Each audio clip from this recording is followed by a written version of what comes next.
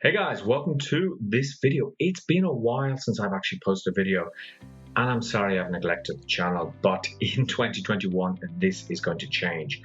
In today's video, what I want to talk to you about is, well, reflecting on 2020 and seeing the changes that you can make in 2021. Now, in the description, you will see a link to sign up for my VIP exclusive list, where I will be sharing videos and audios that are not available publicly online and special exclusive offers on boot camps that I will be setting up next year.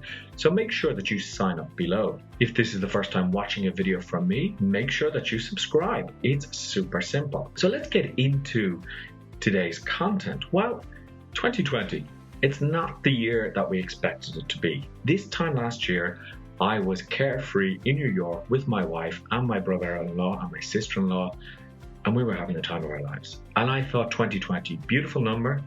And I like, pretty numbers like that. I thought this is going to be the most amazing year. Now, if I'm completely honest with you, this year, on a personal level, hasn't been the worst year for me. I've managed to make lots of changes in my life, all of them positive. And in general, I feel a lot happier. Now, I know that's not the case for everyone.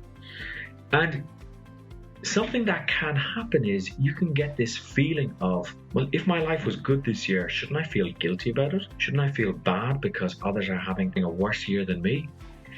Well, the truth is, maybe you have to be grateful. Maybe that's the attitude that you have to have, of gratefulness rather than of feeling guilty, because guilty won't do anything for you. And I'm one who has given up on that feeling of guilt quite some time ago. So you need to feel grateful and say, wow, I'm so thankful that this year has gone better for me than for others. Here in Barcelona, we were locked down like so many other places.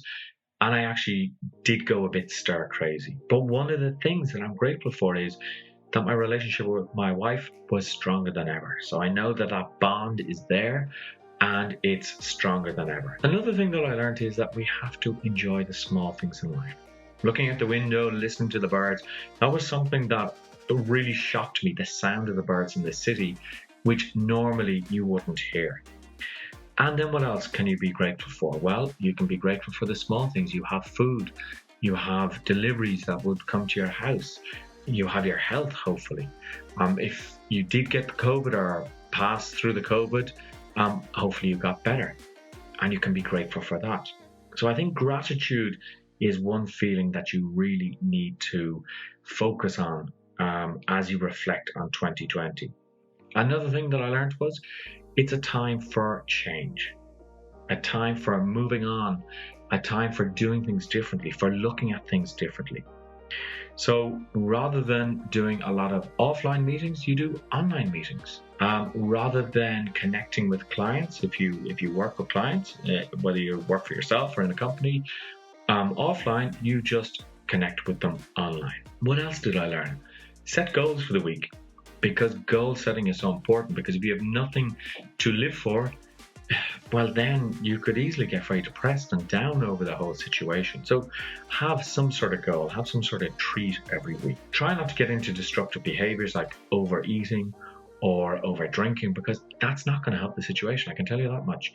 I gave up drinking nearly 5 years ago, and I have a much clearer sense of mind, and I'm more focused. So think about, don't look to alcohol to solve your problems, because maybe it won't solve your problems. I also found that I had more time to learn, which was really good as well, that I was able to subscribe to courses, to learn new skills, to learn more about the skills that I already knew, etc.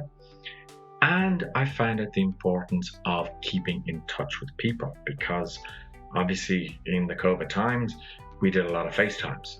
We did a lot of video calls, but I'm grateful that we have that technology. Well, what else can I say about 2020? Well, you also have to think about this year with regards to information, because you could go down rabbit holes of whether the COVID exists, whether it doesn't exist, whether elections are rigged, whether they're not. And no matter where you look, you will find evidence to prove the point of, yes, they are rigged, no, they aren't rigged, that COVID was manufactured, no, that it wasn't, that they want to vaccinate us because they want to put in microchips.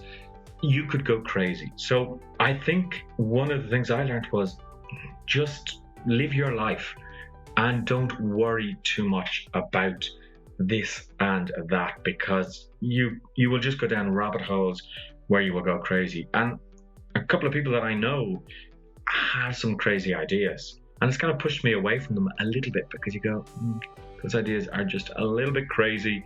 I don't subscribe to all of them. So you have to be careful of that as well. So moving into 2021, I really do think that the key thing that you need is to set goals. Now, I'm running a boot camp. Again, if you're on the exclusive VIP list, which you'll find in the description, you can actually sign up and you will get the lowest price access to that particular boot camp. It will be a pre-recorded boot camp over 5 days, and there will be a Facebook group attached to that. But you need to set goals. You definitely, for next year, you need to say, okay, 2021, this is what I want to achieve. This is what I'm going to do. This is how I'm going to change my life.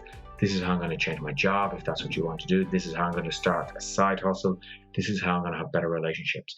But goal setting is essential. So I would love if you join me on that journey of goal setting in 2021, because I can honestly say that if 2020 went the way it did personally for me, 2021 is going to be a super year just of growth, of spiritual growth, of financial growth, of all types of growth. So are you willing to join me? Let me know. And of course, you can always contact me by visiting my website, richardbutler.coach, or email me, richard@richardbutler.coach. I'd love to hear from you, and I'll talk to you in the next video.